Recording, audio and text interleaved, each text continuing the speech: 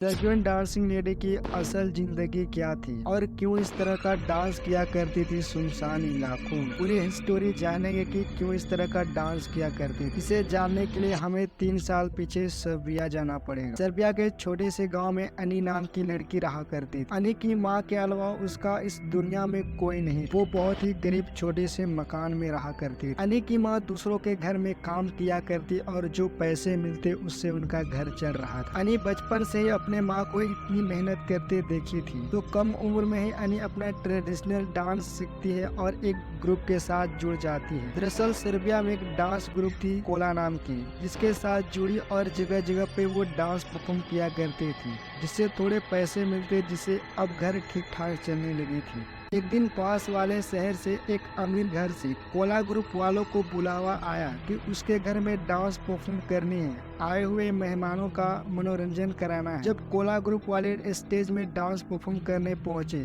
तो अनी एक लंबे चौड़े हैंडसम लड़के को देखती रह गई, जिसका नाम लियाम था। अनी भी खूबसूरत में किसी से कम नहीं थी। लियाम भी अनी को देखता रहा। अब डांस परफॉर्म शुरू हुई और 1-2 घंटे में समाप्त भी हो गई। डांस ग्रुप में जितने लोग भी शामिल हुए थे वो अपना सामान पैक करके निकल ही रहे थे। तभी लियाम और अनी की मुलाकात होती है। लियाम कहता है कि तुम मुझे ऐसे क्यों देख रही थी? अनी जवाब देती है, तुम बहुत ही खूबसूरत। लियाम कहता है, तुम भी। लियाम कहता है कि तुमसे बात करना बहुत ही अच्छा लगता है, क्या तुम अपना एड्रेस दे सकती हो? अभी पत्र लिखूंगा तो उसका जवाब दे देना। अनी सोचती है लेकिन लियाम को अपना एड्रेस दे देती है। कुछ दिन ही बीते थे। लियाम का चिट्ठी अनी को मिलती है। चिट्ठी देकर अनी काफी इम्प्रेस होती है। अनी भी प्यार से लियाम को एक चिट्ठी भेजती है। चिट्ठी में ही एक दूसरे को प्यार का इजहार कर दिए थे। एक दिन लियाम अनी को अपने शहर के आउटसाइड तालाब के पास मिलने बुलाता है। यहाँ तुम मिलो, तुमसे बातें करना है, तुमसे टाइम स्पेंड करनी है। दोनों तालाब के किनारे खूब सारी बातें करते हैं, एक दूसरे के साथ टाइम स्पेंड करते हैं। फिर क्या, वो अपने अपने घर चले जाते हैं, लेकिन दोनों में बातें कंटिन्यू हो रही। जब कभी इन दोनों को मिलना होता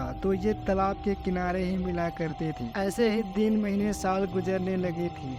एक दिन अनी और लियाम तालाब के किनारे बैठे बातें ही कर रहे। तभी लियाम के बड़े भाई सब देख लेता है और अनी को बहुत ही बुरा भला कहता है। साथ ही लियाम को अपने साथ घर ले जाता है। अब घर में पूरी तरह बवाल हो चुकी थी। तुम इतने बड़े खानदान के उस मामूली राह चलते नचनिया के साथ रिश्ता जोड़ने चला था।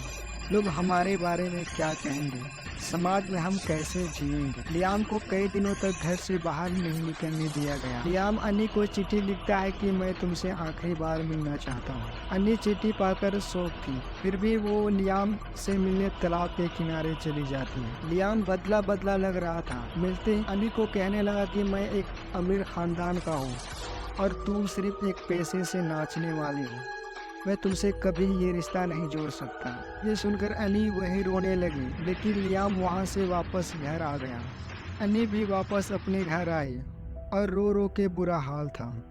कई दिनों तक खाना पीना नहीं खाई थी। उसकी हालत अब खराब होने लगी थी। एक रात करीब 11 बजे अनी की माँ की आंख खुली तो अनी घर में नहीं थी। उसने दूसरे कमरे में देखा तो वो वहाँ भी नहीं। बाहर का दरवाजा खुला था और बाहर कुछ गुनगुनाने की आवाजें आ रही थी।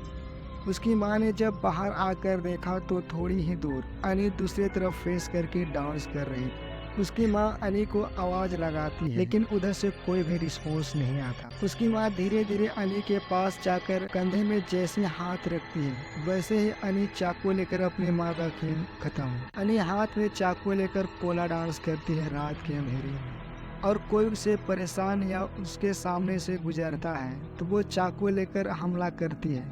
अनी इस दुनिया से भले ही चले गई, लेकिन उसकी आत्मा सर्बिया के सुनसान इलाकों में कुछ इस तरह का टी से बनाकर डांस करती दिखाई देती है, जिसे लोग आज सर्बियन डांसिंग लेडी के नाम से जानते हैं।